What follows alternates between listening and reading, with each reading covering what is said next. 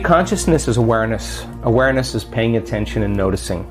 And so 95% of who we are by the time we're 35 years old is a set of unconscious automatic programs that we've just practiced so many times that we're not consciously thinking about those. So in order for you to change, to answer the initial question that you asked, the first step is you got to become conscious of your unconscious thoughts. And you got to start looking at those hardwired thoughts that you think every day, that are just circuits that have been fired and wired together. How do we do that? Should we write a list at the end of the day, or what are the most common thoughts we had that day? Like, how does someone become aware of You don't have thoughts? to do that. You just have to sit down, close your eyes, and not move. And then you'll start seeing. What am I thinking about right now? Yeah, and all you want to do is observe the thought, because when you begin to observe that thought, you're no longer the program now. You're the consciousness observing the program, and you're starting to pull out of the program. Thinking about the thinking. Yeah, who's doing the thinking of the thinking about the thinking? That's who you are when you're not the program. That's awareness, right? Yeah. You got to become aware of how you speak, how you act, become so conscious, so aware of it that you won't go unconscious and let that thought or that behavior run you. You got to say, oh my God, this feeling that I've been living by for the last 20 years is actually guilt. I didn't know it was guilt because it just feels like me. And all of a sudden, as you start becoming conscious of it, you're beginning to objectify your subjective self. You're pulling out of those programs, and nobody likes to do that because it's uncomfortable. They'd rather turn on their cell phone, start texting, get on the internet, watch TV to distract them from that moment. And that is what they have to move through in order to get to their own personal freedom. So the first step is becoming conscious, and meditation means to become familiar with, to become conscious of, to become so conscious of your unconscious self that you won't go unconscious to any thought, any behavior or emotion. And get ready, because it takes a tremendous amount of energy to do that, and awareness to stay conscious. And so we fall from grace. Yeah. Fine. You're awake. You got another day. Let's go again. How often do you fall? Oh my gosh. I mean, how many times have I done it? Thousands. But I'm not going to give up, because the moments in which I do connect, or the moments that I do have that transcendental experience, what matters the most after it, when I have that transcendental moment, I look back at all of those difficult meditations, those difficult days. And those are the ones you remember. You don't remember the good meditations. You remember the ones where you came up against yourself and you went a little further. And you said, I'm going to go a little further, I'm going to go a little further.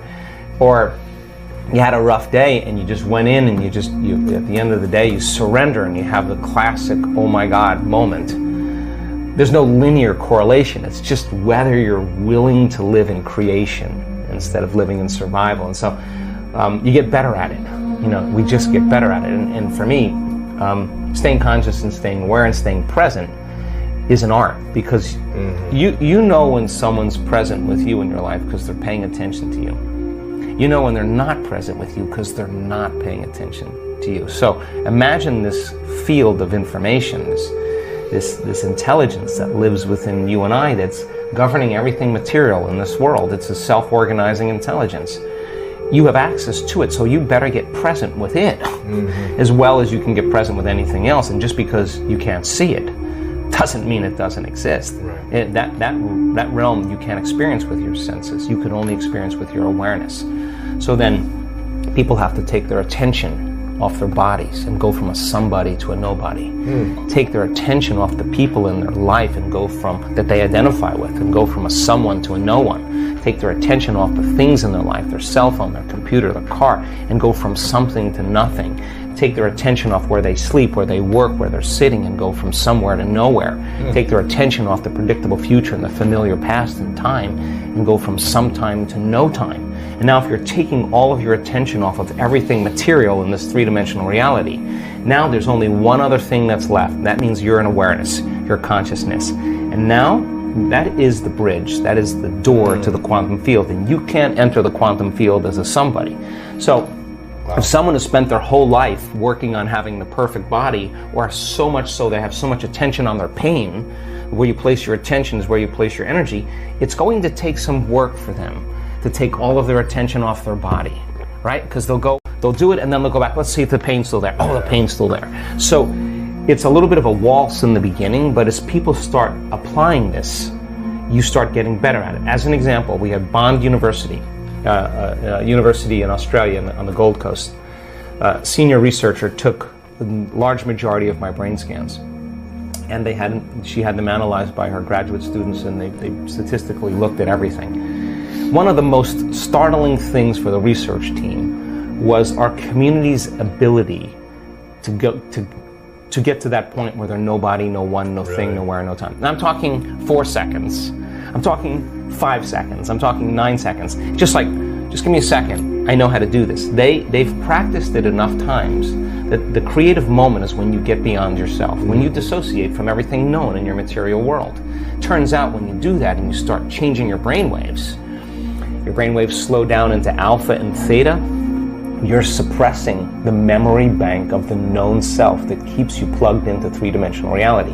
When you quiet down this mechanism, now all of a sudden you start connecting to that field. And when you can stay conscious in those subconscious realms, when you can literally regulate and change brainwaves, now you're in the operating system where you can make those significant changes. So we now know that when people apply the formula and they do that properly, now they're walking through that door where they're ready to create from it. In other words, you can't create from the known. You can't create with your body. That's matter trying to change matter. And you can do it, it's just going to take a long time. Right. But when you create from the field instead of from matter, there's a whole different set of dynamics that takes place. And why not push that envelope to see, okay, if we've done this, is it possible to do this? As an example, we do these wonderful healing circles where you see these dramatic, instantaneous changes.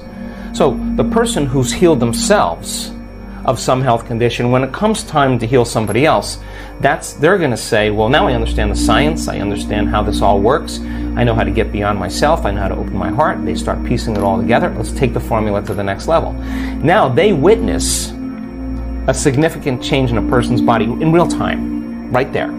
So then the next question is, okay, like this happened many times.